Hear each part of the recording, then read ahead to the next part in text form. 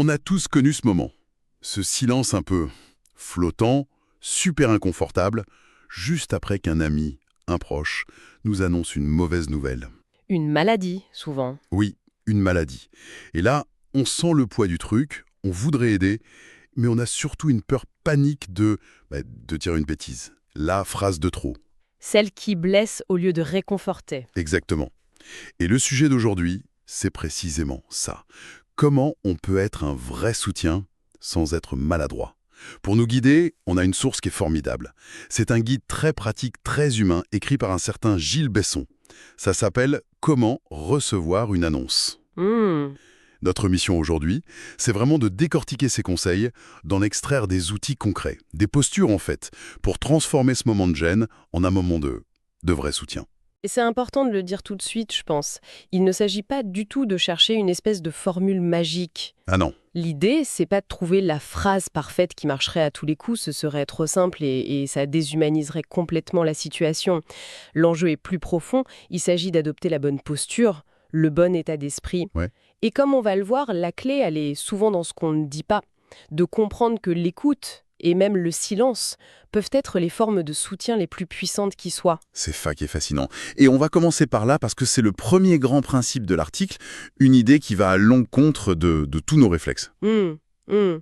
C'est que le silence est un soin. C'est tellement vrai.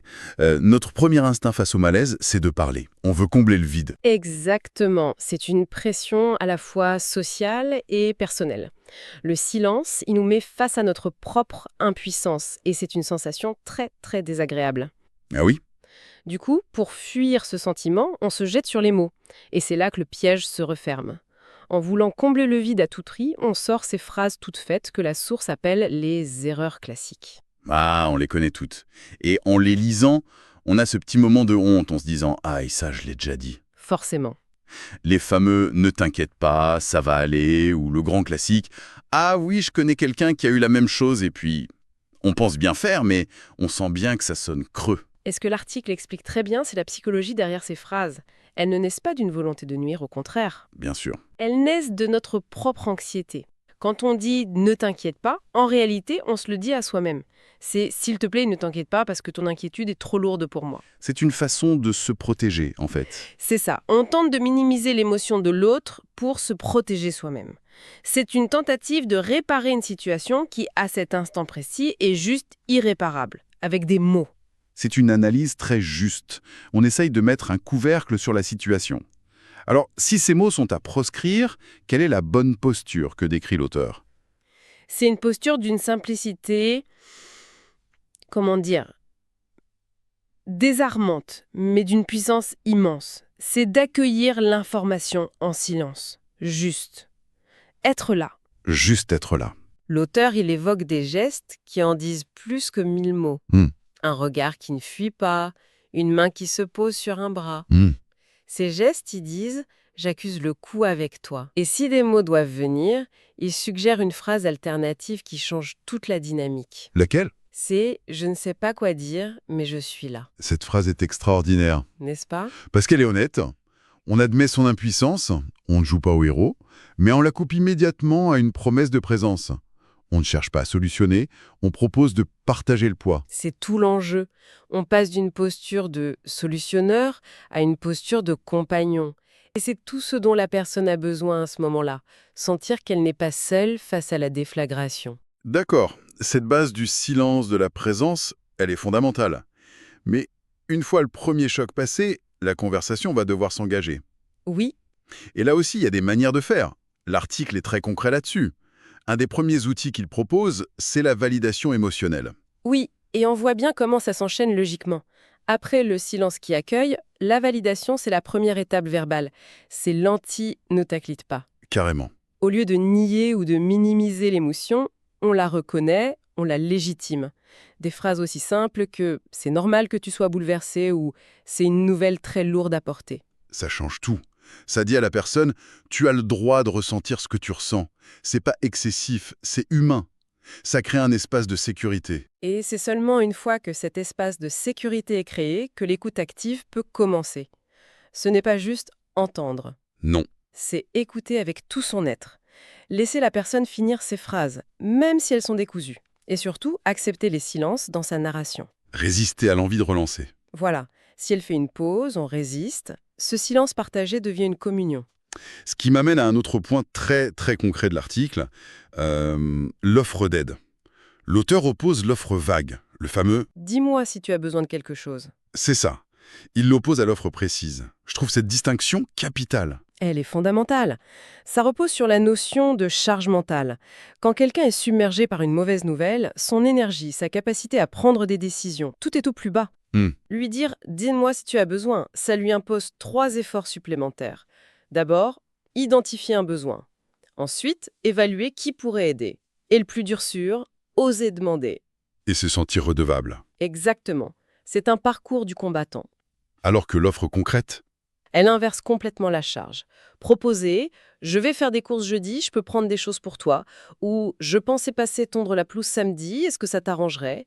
Eh bien ça, c'est faire 90% du chemin. la personne n'a plus qu'à dire oui ou non. Voilà, c'est un transfert d'effort. C'est un cadeau de temps, d'énergie, de charge mentale.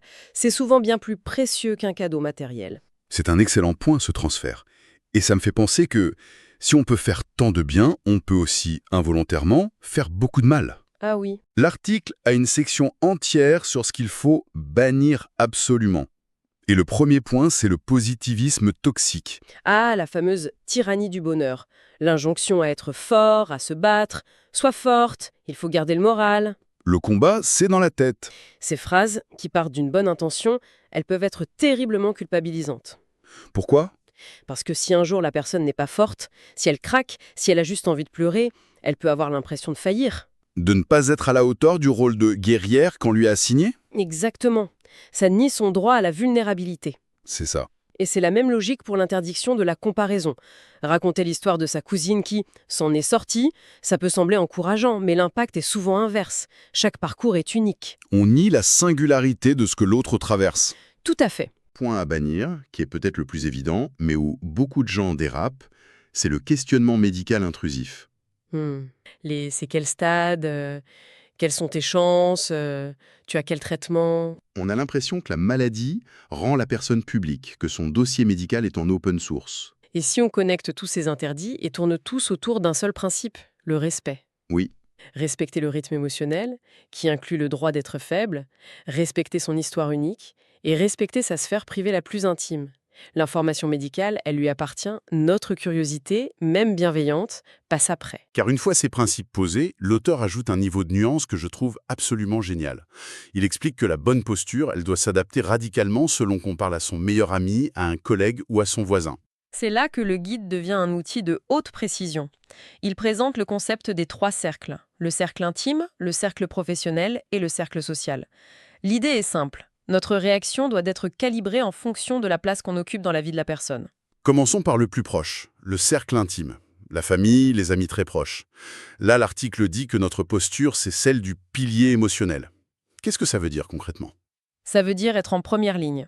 Être celui ou celle qui peut et qui doit tout entendre. C'est la capacité à accueillir les émotions brutes, sans filtre, la colère, le désespoir, les larmes, Sans juger. sans juger. Et surtout, sans prendre la fuite parce que c'est trop dur pour nous. C'est aussi, et c'est un conseil clé, ne pas se transformer en médecin ou en coach. Il faut rester l'ami, le parent. C'est-à-dire, Aider à préserver des îlots de normalité. Continuer à parler du dernier film, de politique, de blagues nulles. Offrir des bouffées d'air, des moments où la maladie n'est pas le centre de tout. C'est un rôle épuisant, celui de pilier. c'est un équilibre très délicat. Passons au 2e cercle, le cercle professionnel, les collègues, le manager.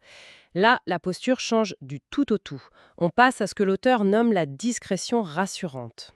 Oui, le décor n'est plus le même. Le mot d'ordre, c'est professionnalisme, mais teinté d'humanité. L'attitude doit être factuelle, solidaire. Pas de questions sur le médical, pas d'effusion. On ne franchit pas les limites. Voilà. L'article propose d'ailleurs une phrase clé qui est un modèle d'équilibre. Oui, je l'ai noté. Je suis sincèrement désolé d'apprendre cela. On va s'organiser pour que le travail ne soit pas une source de stress supplémentaire pour toi. Dis-moi juste ce que tu souhaites qu'on dise ou pas au reste de l'équipe. Cette phrase est parfaite Elle est parfaite. parce qu'elle fait 3 choses en une. 1. Elle exprime une sympathie sobre. 2. Elle offre un soutien logistique, concret, et surtout, le plus important, elle redonne le contrôle à la personne. Ah oui, c'est juste. Dans une situation où elle perd le contrôle sur son corps, sa vie, lui rendre le contrôle sur l'information qui circule à son sujet, c'est une immense marque de respect.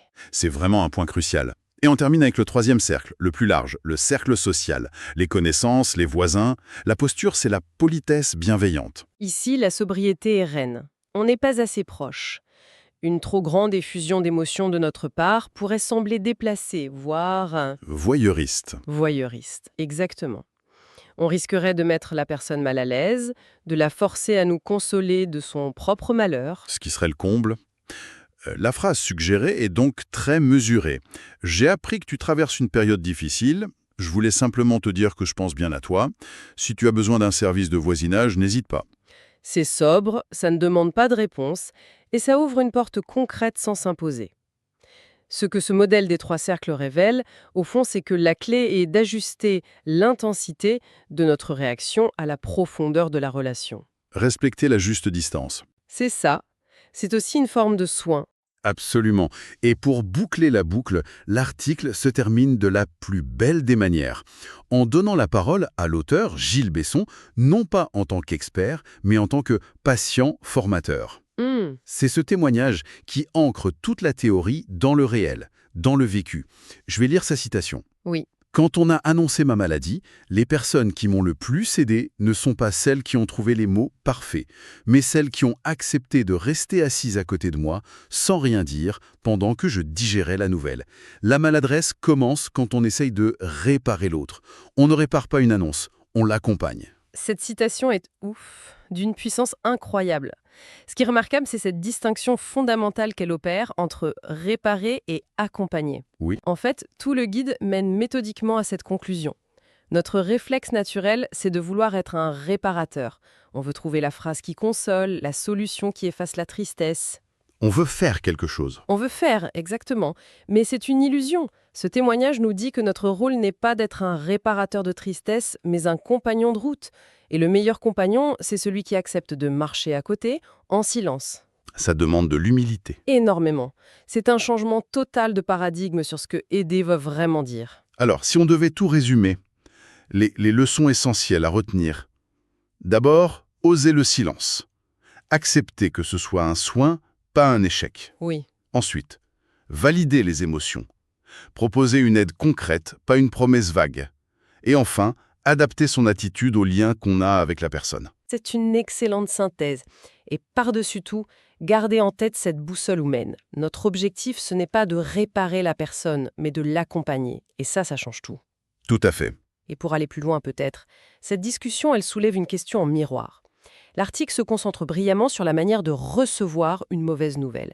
Mais il nous invite à réfléchir à la situation inverse. Ah, intéressant. Comment ces mêmes principes, la validation, l'écoute, le refus de réparer, pourraient s'appliquer lorsque c'est à nous, un jour, d'annoncer une nouvelle difficile. Comment on prépare le terrain, comment on choisit ses mots, comment on accueille le choc de l'autre. C'est peut-être l'autre face de cette même pièce.